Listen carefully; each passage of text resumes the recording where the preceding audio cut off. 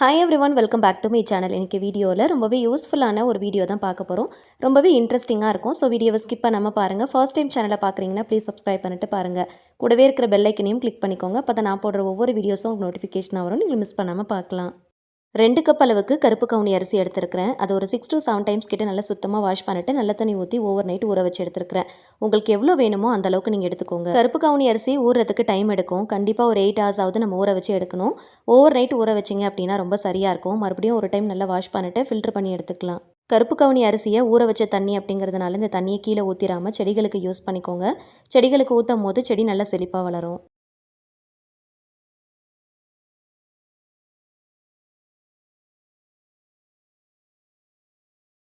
நல்லா வாஷ் பண்ணிட்டு கொஞ்சம் கூட தண்ணி இல்லாமல் நல்லா ஃபில்டர் பண்ணி எடுத்துகிட்டு வந்தாச்சு. காட்டன் துணியில் இந்த மாதிரி நல்லா ஸ்ப்ரெட் பண்ணி போடுங்க.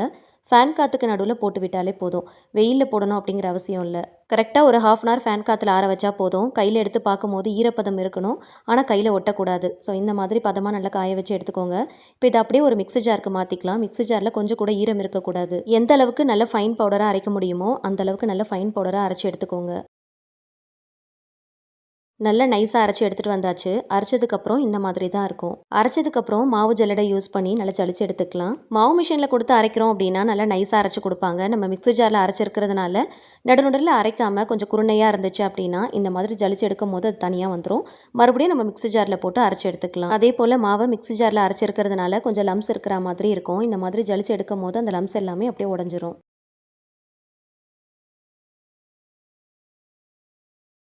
மாவு நல்லா ஜலிச்சதுக்கப்புறம் கடைசியாக ஒன் டைம் இந்த மாதிரி கை வச்சு நல்லா தேய்ச்சி விடுங்க. இந்த குருணை எல்லாமே தனியாக வந்துடும். நான் ஒன் டைம் அரைச்சதுலேயே மாவு நல்லா நைஸாக அரைஞ்சிருச்சு. இந்த அளவுக்கு தான் குருணை இருந்துச்சு. ஸோ அதனால் நம்ம மறுபடியும் அரைக்கணும்னு அவசியம் இல்லை. இதில் கொஞ்சமாக ஏலக்காய் தூள் ஆட் பண்ணிவிட்டு நல்லா மிக்ஸ் பண்ணிக்கலாம். ஏலக்காய் தூள் ஒரு 1/4 டீஸ்பூன் அளவுக்கு மட்டும் சேர்த்துக்கோங்க. சப்போஸ் உங்ககிட்ட பவுடராக இல்லை அப்படின்னா முழு ஏலக்காயை நல்லா தட்டிட்டு இது கூட சேர்த்துக்கலாம். சேர்த்துட்டு நல்லா கலந்து வச்சுக்கோங்க. அரைச்ச மாவை ஒரு மெஷர்மெண்ட் கப்லையோ இல்லைனா ஒரு பவுல்லையோ கிளாஸ்லையோ ஏதாவது ஒன்று யூஸ் பண்ணி மெஷர் பண்ணி எடுத்து வச்சுக்கோங்க. எதுக்குன்னு சொல்கிறேன்.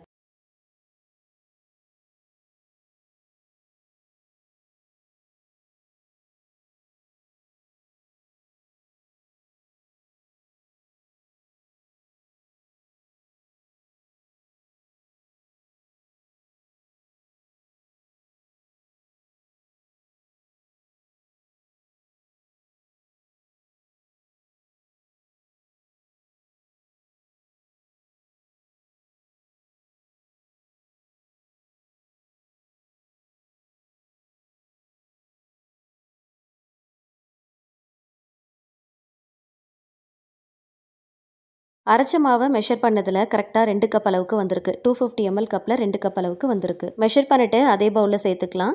கூடவே ஒரு 1/2 கப் அளவுக்கு அரிசி மாவு சேர்த்துக்கலாம். எந்த கப்பில் கருப்பு கவுனி அரிசியுடைய மாவு எடுக்கிறீங்களோ அதில் 1/2 கப் அளவுக்கு அரிசி மாவு சேர்த்துக்கோங்க. சேர்த்துட்டு ஒரு விஸ்க் வச்சு நல்லா கலந்து விடுங்க.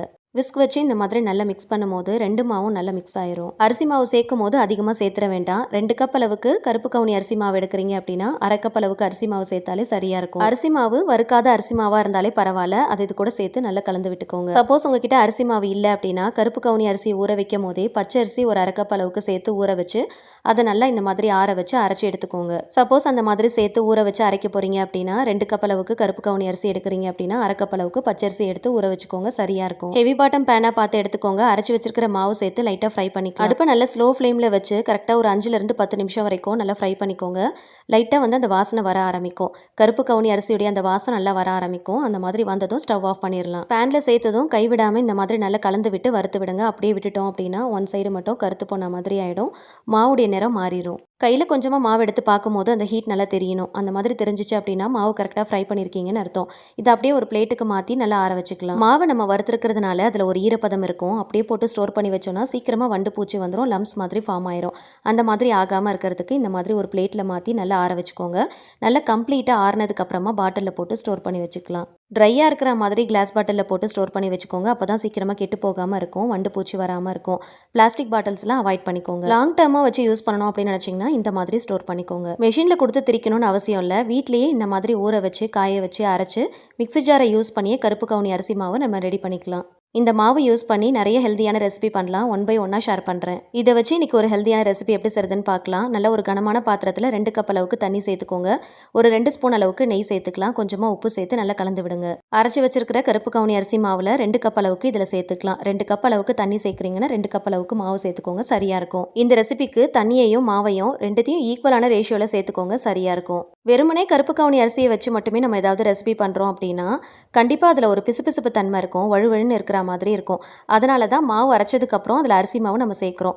அரிசி மாவு சேர்த்து பண்ணுறப்போ அந்த வழுவழுப்பு தன்மையோ இல்லை கொலகொலப்போ சுத்தமாக இருக்காது. வெறும் கருப்பு கவுனி அரிசியை வச்சு நம்ம பண்ணுறப்போ அந்த பிசுபிசுப்பு தன்மை இருக்கும். அதனாலேயே நிறைய பேர் சாப்பிட்றதுக்கு விரும்ப மாட்டாங்க.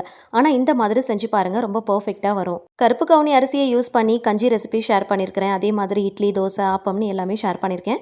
லிங்க்கும் டேக் பண்ணுறேன், செக் பண்ணி பார்த்துக்கோங்க. ரொம்பவே யூஸ்ஃபுல்லான ரெசிபி, ரொம்ப ஹெல்தியான ரெசிபியும் கூட. ஸோ ரொம்ப ஈஸியாக செய்யறதுக்கு நிறைய மெத்தடில் ஷேர் பண்ணியிருக்கேன். நல்லா மிக்ஸ் பண்ணும்போது இந்த மாதிரி பாத்திரத்தில் ஒட்டாமல் நல்லா திரண்டு வர ஆரம்பிக்கும். கொஞ்சம் கூட லம்ஸ் இல்லாமல் நல்லா மிக்ஸ் பண்ணி எடுத்துக்கோங்க. இந்த மாதிரி மரக்கரண்டி யூஸ் பண்ணி நல்லா மிக்ஸ் பண்ணிட்டு மூடி போட்டு ஒரு 10 நிமிஷத்துக்கு அப்படியே விட்டுறலாம். அந்த ஹீட்லேயே நல்லா வெந்துடும். தண்ணியை தொட்டுட்டு இந்த மாதிரி கையில் தொட்டு பார்க்குறப்போ கொஞ்சம் கூட ஒட்டாமல் வரணும். இந்த மாதிரி கொஞ்சமாக எடுத்து உருட்டி பாருங்கள், நல்லா இந்த மாதிரி வழுவழுன்னு இருக்கும். இதை அப்படியே ஒரு பிளேட்டுக்கு மாற்றி கையால் நல்லா அழுத்தி கொஞ்சம் பிசைஞ்சு எடுத்துக்கலாம். கையில் கொஞ்சமாக ஆயில் இல்லைன்னா நெய் தடவிட்டு பிசைஞ்சிங்கன்னா கையில் ஒட்டாமல் இருக்கும். பிசையறதுக்கும் ரொம்ப ஈஸியாக இருக்கும். இடியாப்ப அச்சில் எண்ணெய் தடவிடலாம். தடவிட்டு மாவு நல்லா உருண்டையாக எடுத்து உள்ளே போட்டு ஃபில் பண்ணிக்கலாம்.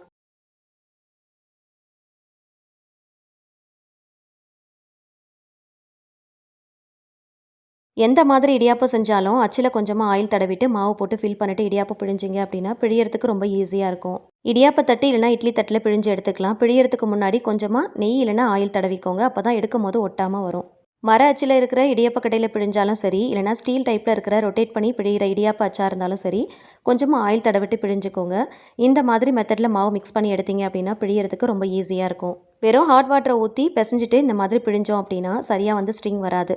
ஸோ கரெக்டாக வரணும் அப்படின்னா இந்த மாதிரி மெத்தடில் ப்ரிப்பேர் பண்ணிக்கோங்க. மாவு நல்லா வேக வச்சுட்டு அதுக்கப்புறம் பிழிஞ்சோம் அப்படின்னா வேகிறதுக்கும் டைம் அதிகமாக தேவைப்படாது. பிழியறதுக்கும் ரொம்ப ஈஸியாக இருக்கும். மரக்கட்டை அச்சு யூஸ் பண்ணியும் பிழிஞ்சிருக்கிறேன். ஸ்டெயின்லெஸ் ஸ்டீலில் ரொட்டேட் பண்ணி பிழிகிற அச்சு யூஸ் பண்ணியும் பிழிஞ்சிருக்கிறேன். உங்களுக்கு எது ஈஸியாக இருக்கோ அதில் பிழிஞ்சுக்கோங்க.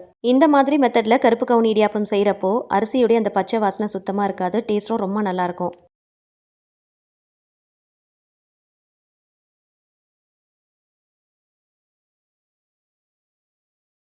ஃபஸ்ட்டே எல்லா தட்டிலையும் இந்த மாதிரி பிழிஞ்சு வச்சுட்டு அதுக்கப்புறம் ஸ்டாண்டில் அடுக்கிக்கலாம். இந்த மாதிரி பிழிஞ்சிட்டு வேக வைக்கிறப்போ கொஞ்சம் தேங்காய் துருவலும் சேர்த்து நீங்கள் வேக வச்சுக்கலாம் விருப்பம் இருந்துச்சுன்னா. பாத்திரத்தில் கொஞ்சமாக தண்ணி ஊற்றி நல்லா கொதிச்சு வந்ததுக்கப்புறம் ஸ்டாண்ட் எடுத்து உள்ளே வச்சிடலாம். அரிசி மாவில் செய்கிற இடியாப்பம் 5 நிமிஷம் வேக வச்சா போதும். ஆனால் இது ஒரு 10 நிமிஷமாவது நீங்கள் வேக வைக்கணும். கொஞ்சம் வழுவழுப்பாக இருக்கிற மாதிரி இருந்துச்சுன்னா எக்ஸ்ட்ரா ஒரு 5 நிமிஷம் கூட வேக வச்சுக்கோங்க, சரியாக இருக்கும். நல்ல சாஃப்டாக நூல் மாதிரி ரொம்ப சூப்பராக இருக்குது பாருங்கள். கொஞ்சம் கூட அந்த வழுவழுப்பு தன்மை பிசுபிசுப்பு தன்மை சுத்தமாக இருக்காது. டேஸ்ட்டும் ரொம்ப நல்லாயிருக்கும். விருப்பப்படுற சைட் டிஷ்ஷோட சேர்த்து சர்வ் பண்ணிக்கலாம். குருமா, கறி ரெசிபி இந்த மாதிரியே சர்வ் பண்ணிக்கலாம்.